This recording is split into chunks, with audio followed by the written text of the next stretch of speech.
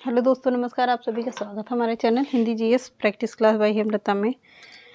तो आज हम लोग क्या पढ़ेंगे? आज हम लोग पढ़ रहे हैं विश्व के पठार। तो विश्व के पठार पढ़ेंगे। आप लोग इसको मैप बना लिए। मैंने थोड़ा बहुत जो उल्टा सीधा बना है समझाने के लिए केवल बना दिया है। तो आप लोग यहाँ से केवल समझने के लिए है, कुछ मिस्टेक हो तो फील मत करिएगा। केवल समझाने के लिए थोड़ा बहुत जो भी बना दिया है। तो केवल कहते हैं कि विश्व का पठार, हेडिंग डाल लीजिएगा। विश्व के पठार किसे कहते हैं, किसे कहेंगे? अब चलिए देखते हैं। विश्व के पठार, जैसे कि इसको देखिए, ये क्या है? ये क्या हो गया? ये शंक्वाकार पठार हो गया। पहले ऐसे ही देख लेते हैं। इसे क्या कहेंगे? फिर ये पहले सीधा उठ जाता है जो से, और फिर उसके बाद नीचे आएगा, फिर उसके ऐसे हो गया, ऐसे हो गया, ऐसे हो गया। अब ये सब क्या है? ये सब हैं, जैसे कि ये हो गया क्या, एक मिनट सही, ये क्या हो गया? ये हो गया शंक्वाकार पठार। शंक्वाकार पठार हो गया। तो कैसा होता है? जो ऊपर का उठा हुआ भाग होता है, जो सीधा उठ जाता है, उसे क्या कहते हैं? पठार कहते हैं। फिर उसके बाद इसे क्या कहेंगे? ढाल, तीव्र ढाल कहते हैं। ढाल मतलब ये नीचे तेजी से आया हुआ को क्या कहेंगे? ढाल तीव्र वाला कहेंगे, या तीव्र ढाल कहेंगे। अब इसे क्या कहेंगे? अब इस भाग को क्या कहते हैं? चौरस, चौरस या समतल कहते हैं। क्या? या समतल भाग कहेंगे, चौरस या समतल भाग कहेंगे। अब इसे क्या कहेंगे? अब इसे भी सीधा ऊपर से उठा, फिर सीधा नीचे आ गया। ऊपर से उठने के बाद डायरेक्ट नीचे आने से उसे क्या कहेंगे? ढाल तीव्र कहेंगे। इसे भी ढाल तीव्र कहेंगे। अब इतना समझ में आ हो गया होगा कि पठार किसे कहते हैं, समतल किसे कहते हैं, ढाल और तीव्र किसे कहते हैं। इतना हो गया होगा। शंक्वाकार जो सीधा ऊपर उठा हुआ भाग रहेगा उसे क्या कहेंगे? पठार कहेंगे। सबसे ऊपरी भाग को पठार कहेंगे। फिर नीचे जो ढलान में तुरंत डायरेक्ट आती है तो उसे तीव्र ढाल कहते हैं। फिर उसके बाद ऊपर जो समतल पर देखिए जाके पहाड़ों पर कहीं समतल रहता है, कहीं ऊंचा रहता है, कहीं नीचे डायरेक्ट गिर जाता है, तो उसे क्या कहेंगे? चौरस या समतल कहेंगे। फिर उसके बाद नीचे ढल लेगा तो उसे क्या कहेंगे? ढाल तीव्र कहेंगे। इतना समझ में आ गया होगा। तो अब आगे देखते हैं। अब इसमें एक पॉइंट लिख लीजिएगा, तो फिर इसमें मैप में बताते हैं। अब इसमें लिखिएगा परिभाषा इसकी, धरातल से ऊंचे उठे उन भागों में। परिभाषा,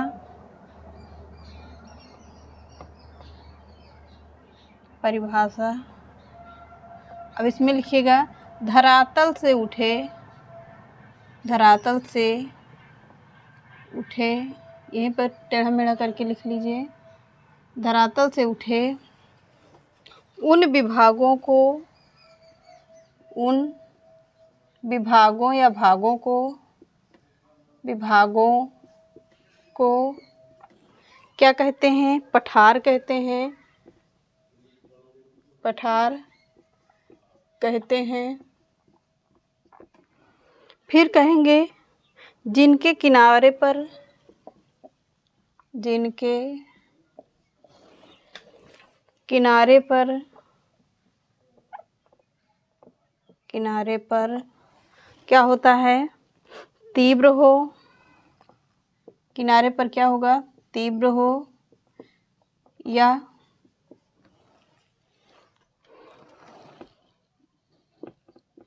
तथा ऊपरी, ऊपरी भाग का पठार कहलाता है। ऊपरी भाग का पठार कहलाता है। परिभाषा क्या हो गया? धरातल के उठे उन भागों को, धरातल के उठे उन भागों को या विभागों को क्या कहते हैं? पठार कहते हैं। जिनके किनारे पर तीव्र हो तथा ऊपरी भाग पर क्या होता है? ऊपरी भाग का पठार कहलाता है। जैसे ऊपर सीधा ऊपर उठा हुआ भाग क्या कहलाएगा? पठार होगा। फिर नीचे आएंगे तो क्या कहेंगे? समतल कहेंगे। डायरेक्ट नीचे वाले को क्या कहते हैं? तीव्र ढाल कहते हैं। जो डायरेक्ट नीचे आता है उसे क्या कहेंगे? तीव्र ढाल कहते हैं। अब यहाँ पर मैप बनाइएगा। अब यहाँ पर क्या होता है? मंगोलिया का पठार कहाँ पर है? मंगोलिया का पठार कहाँ पर है? यहाँ पर देखिएगा, मंगोलिया का पठार है। किधर है? पूर्व साइड में क्या है? मंगोलिया का पठार है। फिर यहाँ से देखिएगा नीचे जो आया है, यहाँ पर क्या हो गया? पामीर का पठार हो गया। पामीर का पठार हुआ। ये क्या है? अपने इंडिया के मैप के ऊपर है। फिर यहाँ पे छोटा सा जो दिख रहा होगा वो क्या हो गया? तिब्बत का पठार हो गया। तिब्बत का पठार हुआ। तिब्बत का पठार हुआ। फिर उसके बाद आएंगे नीचे, यहाँ पर देखिएगा अपने इंडिया के मैप के ऊपर देखिएगा, विश्व में मैप में इंडिया कितनी छोटी सी है? इतनी ही छोटी सी है, बिल्कुल छोटी सी दिखती है। फिर यहाँ पर देखिएगा तो यहाँ पर कौन सा पठार होगा? शान का पठार है। शान का पठार हो गया। किस साइड में है? तो पूर्व साइड में है। फिर यहाँ से देखिएगा तो इसे क्या कहेंगे? इधर नहीं, इधर देखिएगा तो इसे क्या कहेंगे? यहाँ पर कौन सा है? अरब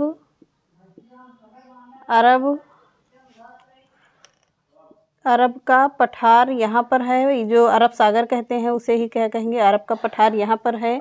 नीचे साइड में ऊपर से कहाँ पर है? अपने इंडिया के मैप के किनारे ही तो है। तो कहाँ पर है? अरब का पठार हो गया। अब इधर आके देखते हैं। अब यहाँ पर क्या है? अब यहाँ पर आइए। अब ये जो अफ्रीका महाद्वीप है, अफ्रीका महाद्वीप में यहाँ पर कौन सा पठार होगा? पूर्वी उच्च भूमि है। कौन सा? पूर्वी उच्च भूमि है। उच्च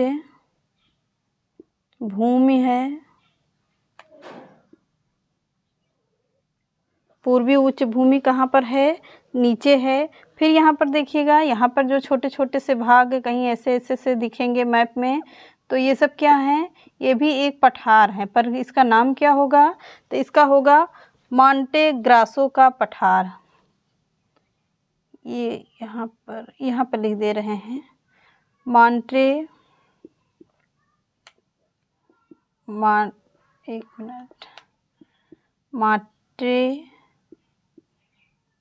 ग्रासो का पठार। ग्रासो का पठार कहाँ पर है? यहीं पर है। यहाँ पर देखिएगा अफ्रीका महाद्वीप से यहाँ से लटकता हुआ भाग है ये, मतलब यह है तो यहीं पर यहाँ पे जगह नहीं थी, यहाँ पे लिख दिया है। अब देखिएगा, अब यहाँ पर आएंगे तो पेटागोनिया का पठार कहाँ पर है? तो यहाँ पर क्या होगा? पेटागोनिया का पठार।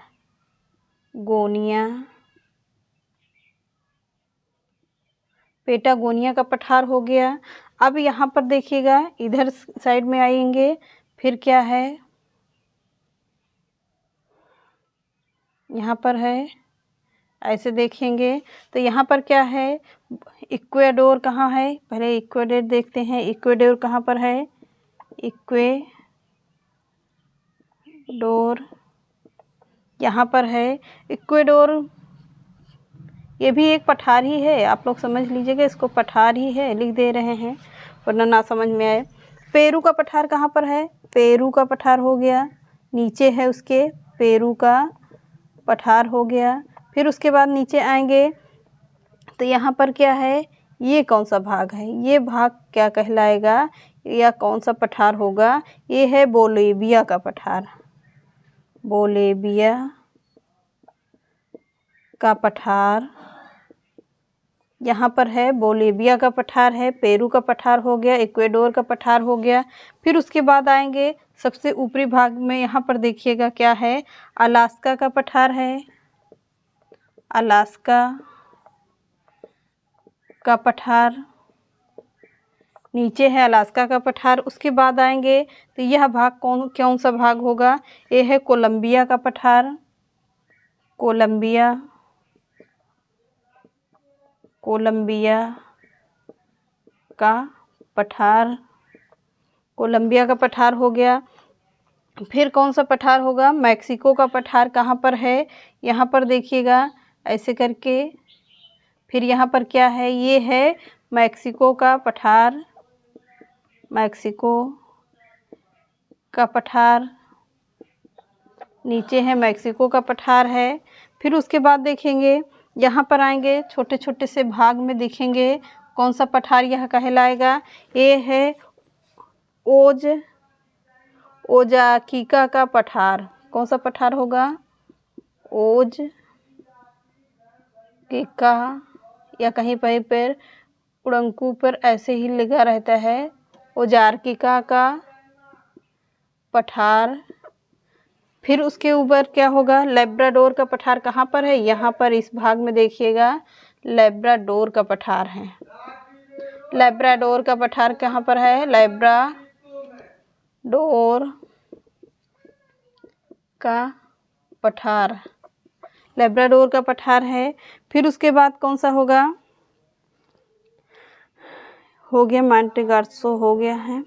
तो अब यहाँ पर देखिएगा कौन कौन सा कहाँ पर है, इसको समझते हैं। यहाँ पर सब मैप में देखिएगा आप लोग, विश्व का पूरे मैप में इंडिया कितनी बड़ी है। तो इंडिया हमारी बिल्कुल छोटी सी दिखती है।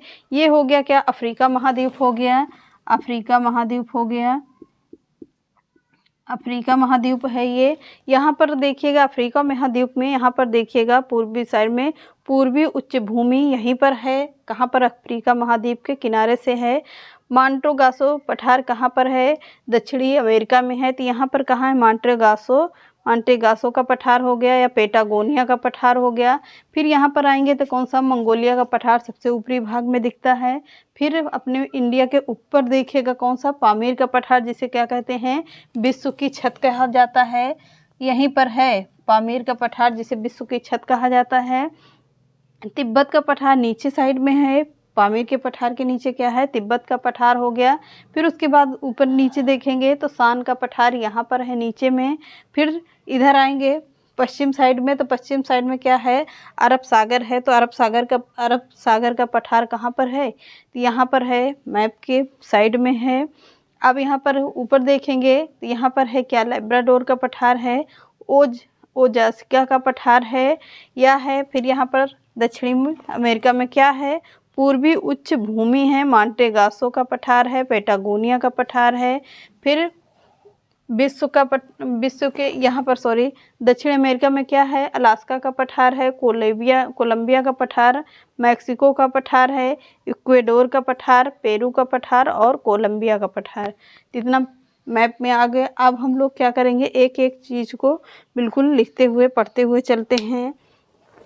इतना समझ में आ गया होगा। अब एक एक चीज़ को क्लियर कर लेते हैं। इसको हम लिखवा भी देंगे आप लोगों को, वैसे तो समझा तो दिया है, पर अब आगे देखते हैं।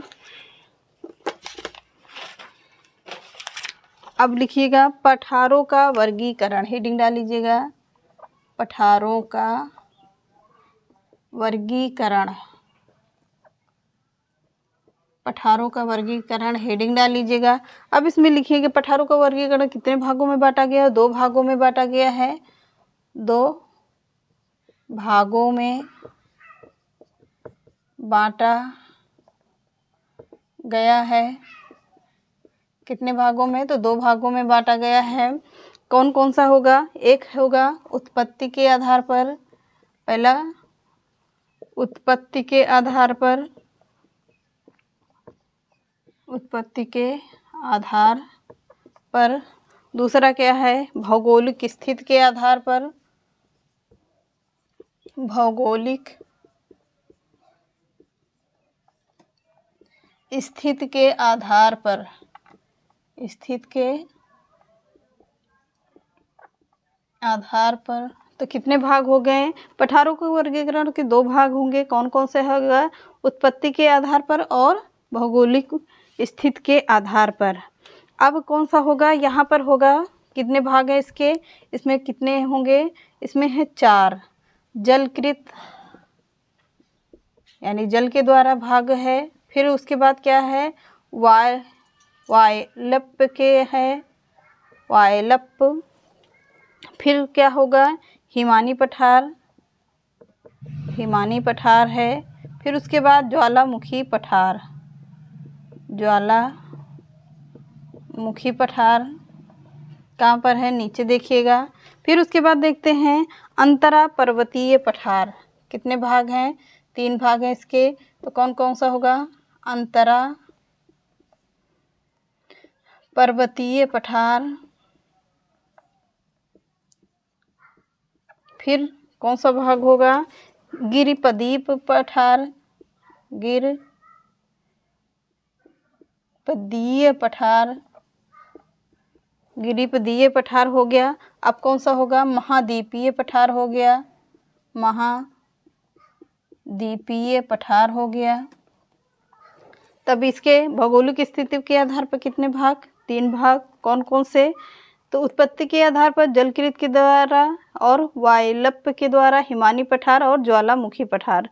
अंतरा पर्वतीय पठार या गिरिपद्वीपीय पठार, महाद्वीपीय पठार, ये हो गए। अब इसको एक एक हेडिंग डालिएगा, लिखिएगा। अब लिखिएगा इसमें जलकृत पठार। पहला पठार कौन सा होगा, जलकृत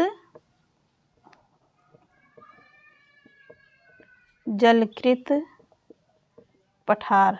अब इसको हेडिंग डालिएगा। अब इसमें लिखते हैं, थोड़ा थोड़ा करके एक्सप्लेन करते हुए, एक एक चीज़ को समझते हुए चलते हैं।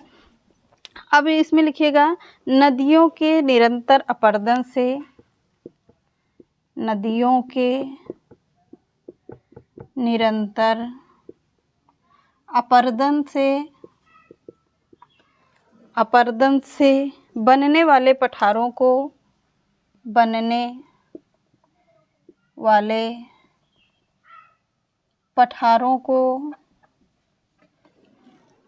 जलकृत पठार कहते हैं, जलकृत पठार कहते हैं।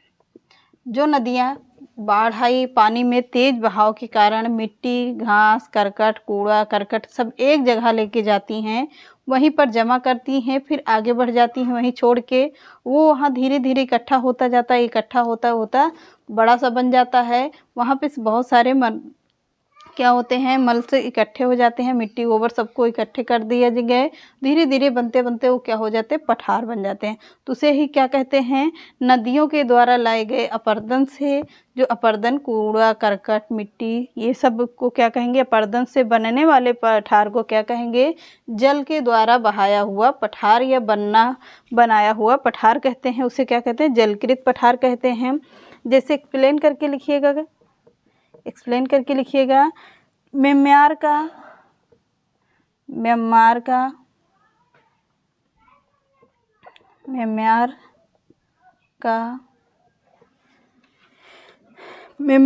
सान पठार, म्यांमार का कौन सा पठार है, सान पठार। सान पठार किसके द्वारा है, नदियों के द्वारा ही बनाया गया है।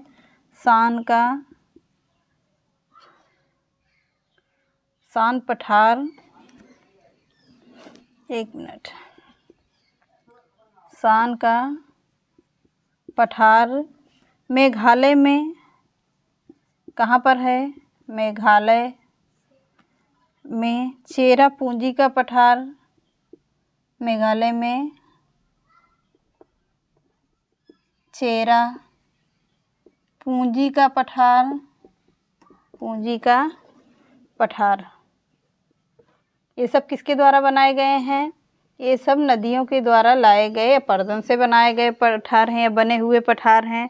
तो इसे क्या कहेंगे, जलकृत पठार कहेंगे।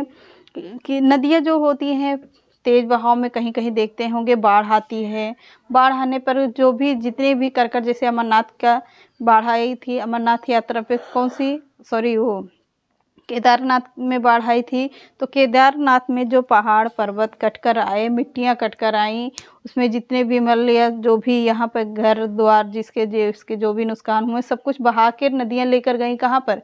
कहीं तो इकट्ठा करी होंगी ना कहीं इकट्ठा करने के ही उसे ही धीरे धीरे बढ़ता बढ़ता वो अपना क्या लेती हैं, पठार का रूप ले लेती हैं, बढ़ जाती, जमा हो जाती हैं। अब कटती नहीं है, उसको कटने धीरे धीरे क्या होती है, पठार का रूप लेती हैं। तो वैसे ये भी है। तो ये क्या है, म्यांमार का पठार जो शान का पठार है वो भी नदियों के द्वारा लाए गए अपरदन से ही पठार बना है।